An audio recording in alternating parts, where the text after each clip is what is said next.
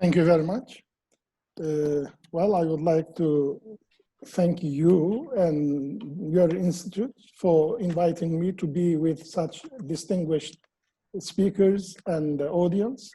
And I would like to thank you in particular to have such a timely event organized through your webinar. And my focus on the issue actually is in particular on the status of the Muslims in non-Muslim countries in general. Instead of focusing on a specific issue, I think as an academic, I would like to share with you my thoughts on the issue in principle and in general. So before going into the details of the issue, I would like to mention a few points about the country that we are talking about, India. So India country profile is as follows when you look at the country from the Muslim world. It's a country with 80% of Hindus in the world. So that has a special importance to remember when we deal with the issue. It is the first largest, it's the largest so-called democracy in the world. Whatever the form of government is, we all know about it. As the previous speakers already mentioned, it has nothing to do with democracy, but this is how they propagate about their political system. And it is the second most populous country in the world with 1.3 population. So it has a great importance also in terms of politics, in terms of military, in terms of regional and global politics. It is the fifth largest economy with 3.2 trillion US dollar. So with this economic power, you may easily imagine how influential they can become, not only in non-Muslim world, but also in the members of the OIC in Islamic countries as well. So you can use the economic power as a political mean when it comes to the foreign policy. This is possible. And it's the seventh largest country by area. So it has so many neighbors, and three of them are crucial: Bangladesh, Pakistan, and Afghanistan. And that's what we are going to deal with. So the country that we are talking about, India, has a very close military and economic relations with the USSR since 1965. And it is actually in the process of developing their relations with the USA since the USSR collapsed in 1990. So they are trying to have a balanced relationship with both potential superpowers, USA and Russian Federation today. So that is one point that we should remember, because it is important when you deal with them. These are the powers that they are going to act together against the Muslims within the country or against the neighboring Muslim countries. And another point that we should remember when we deal with the issue is the way they perceive the Muslims. So the Indians, or the Indian state apparatus, is perceiving the Muslims as inside and outside. So they don't approach all the Muslims in the same way. When it is their own citizens, that's a different picture. But when they deal with the Muslims outside their countries, then they would take a different approach. And that may be misleading sometimes when you have some diplomatic relations or other political relations. And another point is their approach to the Muslim countries. The way they deal with their Muslim countries in their neighborhood is different than the way they deal with the Muslim countries when they are beyond. So the neighborhood and the beyond is it's a kind of different markets for them to maneuver in. So we have to consider this differentiation of the treatment when it comes to the Indian state apparatus, especially the security establishment. And one last point that I can tell you about regarding the Indian country profile is the fact that India is recently seeking to develop some kinds of special relations with Israel and the USA in order to consolidate its position against the Muslims by using this so-called Islamic terrorism or fundamentalism.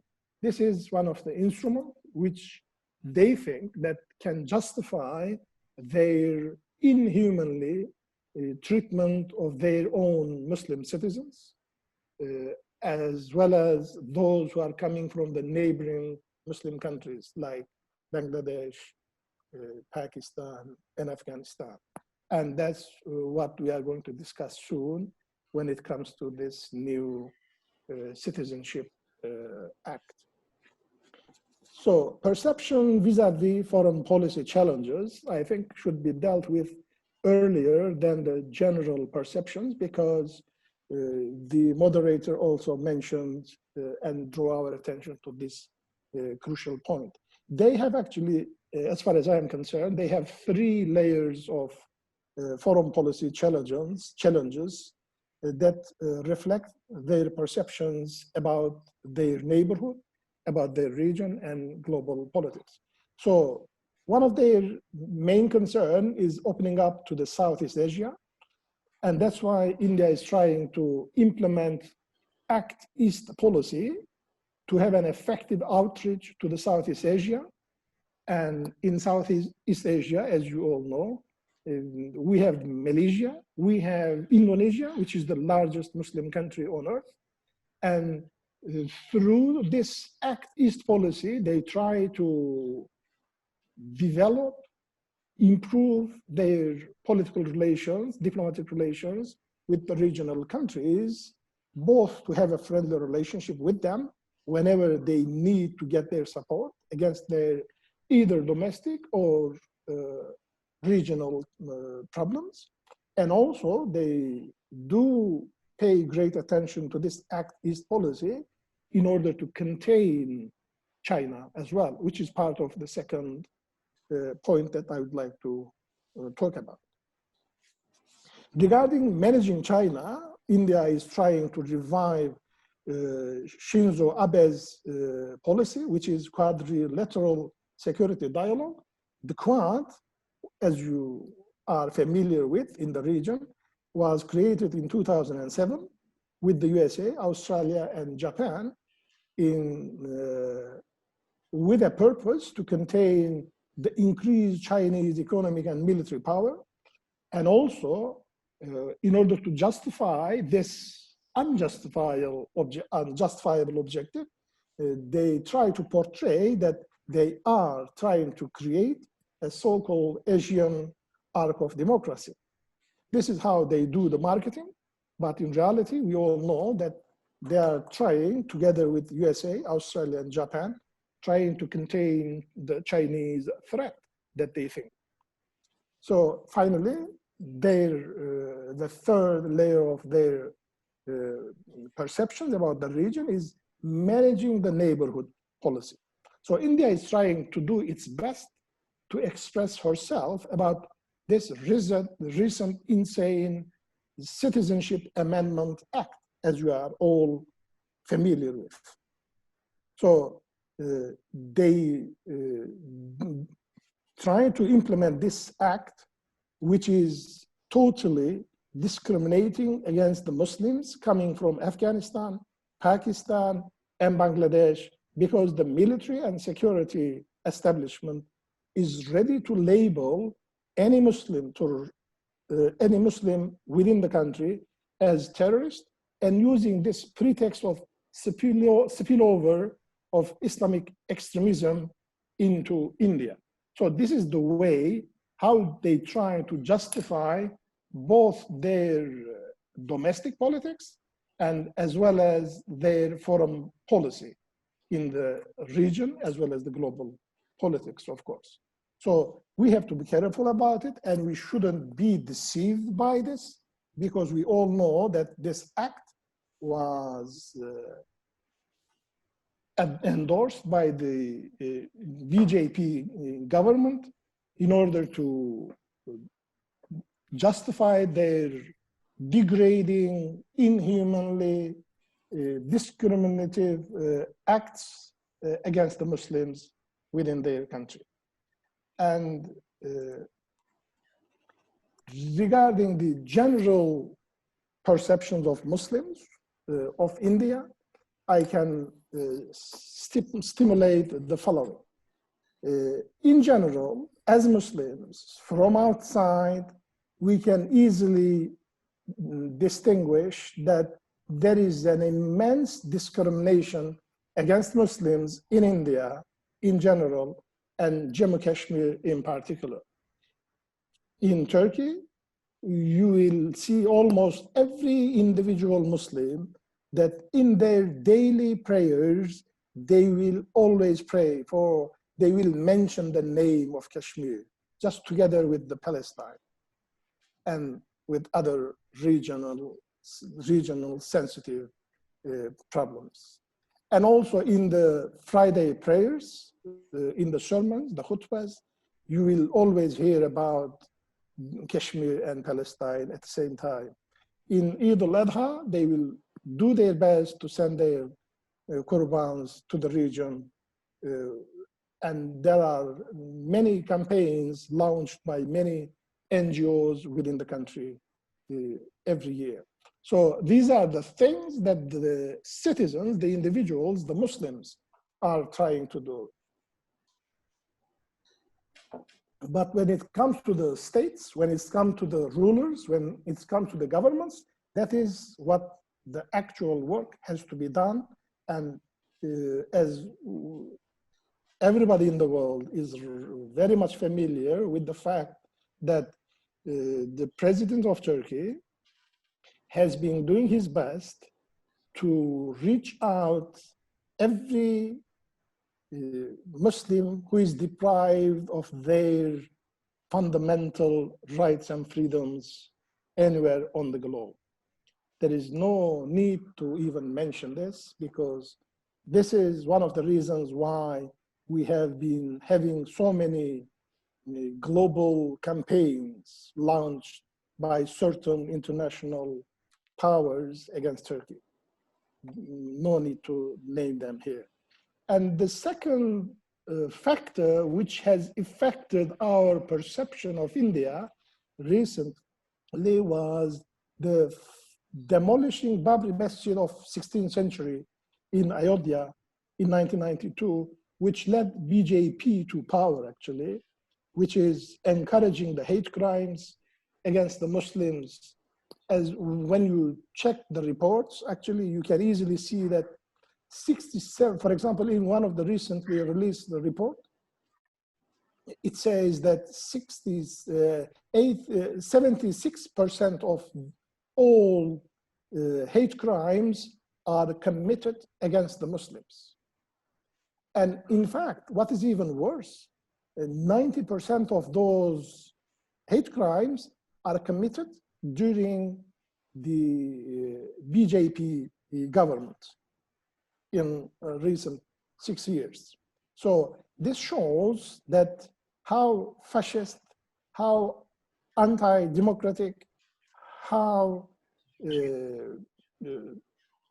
non-democratically acting government in power in India. It's one of the clear indicators. And another point is the stratification and exclusion by caste within Hinduism, which is equally disturbing for us, both as Muslims and also as a human being. So this is the impression we have about India. When we hear the name India, when we hear Hinduism, the caste system is automatically in our mind, and we are really disturbed by it, like any civilized human being. And terrifying the religious and caste-related violence is, I mean, widespread, and every day it's on the news, and it's really inhumanly, and there is no need to even talk about it. And nobody would accept or adopt such things. Widespread poverty, both rural and urban, is very well known in Turkey. And actually in Turkish, we have a word, we say Hint fakiri. And when somebody is too poor, too unable to do anything, too impotent, that's the word we use. We say, don't act like Hint fakiri. So this shows the impression that every Turkish citizen is familiar with. So it's in our culture, it's part of our culture that India is associated with the poverty so well. And that's why we do really feel pity, but as I said, with the acts that are being conducted by the governments, nobody feels sympathy for it. So incorporation of untouchability into an organized system of belief is also against human rights and very much disturbing for any civilized individual on earth again. And gender inequality, subordination of the woman in Hinduism is very well known, but not many will be talking about it because there are Muslims to deal with it. So why to bother to include them into that group of people to criticize? So that's something different. And child-related issues like child malnutrition, child abuse, child marriage, news coverages are always on Turkish media, and it's really appalling. And finally, the political issue is unresolved territorial disputes with China and Pakistan. And recently their clashes with the Chinese army is on the news and on the agenda of the international community, as you all know about it. So this coming to the status of Muslims in a non-Muslim country, this is the point that we have to deal with about it, by the way. Yes, Kashmir is the crucial problem. It's a very sensitive issue, and we are all following very much closely. But the fact is, we should find a legal status for the Muslims who live in a non-Muslim country. Otherwise, if we don't solve the problem at technical level, at legal level, at international level, we cannot overcome our local problems. For the Pakistanis, for the Southeastern Asian Muslims, it could be Kashmir.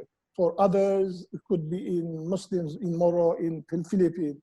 For others, it could be Palestine, and so on and so on. It may change from the region to region. But if we find a workable solution for the status of Muslims, how they should behave, how they should act, then we will solve permanently all kinds of similar problems. So thinking of Muslims in India, I always feel very sad about the inability of the mankind, not only the Muslims, to find a workable solution for peaceful coexistence in a globalized world. So democracy was introduced as a kind of solution to have a peaceful coexistence. Actually, it was perceived as a miraculous model of government by the humanity, especially right after the Second World War. But now, after 9/11 events, it seems that even this miraculous model of government, democracy, is a complete failure. How? We have observed through direct and indirect or representative democracy, we have seen that even presidential or parliamentarian democracy is not working properly. We have seen neither federal nor unitary democracy is not a solution to settle all the problems in a peaceful way. We have seen through liberal or authoritarian democracy that is not working properly. And finally, neither multi-party system or like USA and social democracy like Scandinavian countries, they are not providing a solution for the mankind, as you remember the massacre taking place in Norway a few years ago. So they are not producing a proper solution for the minorities of any kind, for the marginalized segment of society, and so on. So based on this universal development, let's look at the Muslims, what they offer to the humanity. And unfortunately, we should admit that traditionalist Muslims, scholars, didn't go beyond the concepts of Darul Harb and Darul Islam. And thus, they couldn't produce any solution for how a Muslim can live as a minority in any part of the world. There is no proper Islamic answer given to this question.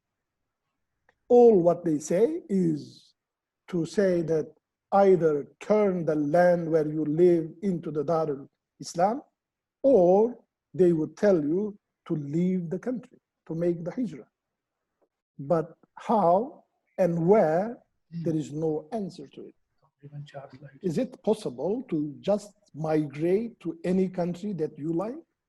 Imagine Saudi Arabia is the land where Islam emerged, but nobody is free to go and settle there. It's impossible. So because of such practical reasons, the solution that the traditionalist Muslim scholars offer, it's not a solution at all. So let's see the facts and then build up our solution upon it.